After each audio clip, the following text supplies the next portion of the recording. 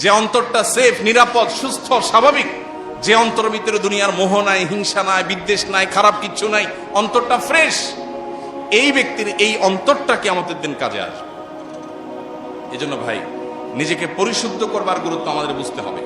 Social মিডিয়ার এই যুগে আমরা সবাই অলমোস্ট নিজের চাইতে পরকে নিয়ে বেশি ভাবি। নিজের চাইতে অমুকে কি করেছে, তমুকে কি করেছে, অমুকের কি বলা উচিত ছিল, তমুকে কি করা উচিত ছিল, কার কি সমস্যা আছে, আমার কি সমস্যা আছে, এটা নিয়ে কোনো অ্যানালাইসিস সাধারণত করার সুযোগ আমাদের হয়। ওই যে শুরুতে বলেছি, আল্লাহ রাব্বুল আলামিন দুনিয়াতে যখন পাঠিয়েছেন তখন একটা মন দিয়ে পাঠিয়েছেন। সেই মনটাতে কোনো নোংরামি ছিল, কোনো কলুষতা ছিল, কোনো খারাপ কিছু ছিল?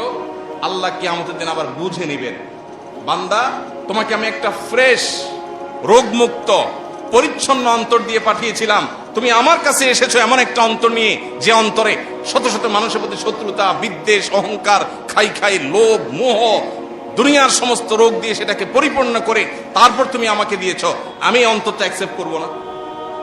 আমি যে পরিচ্ছন্ন অন্তর দিয়েছি আমি সেটাই রিটার্ন চাই। যদি সেটা দিতে হয় তাহলে এখন থেকে আমাদেরকে আত্মশুদ্ধির অভিযানে নামতে হবে, নিজেকে সংশোধন করার কাজে নামতে হবে। আল্লাহ আমাদের সবাইকে সেই তৌফিক দান করুন। সবার চেষ্টা করবো তো ইনশাআল্লাহ।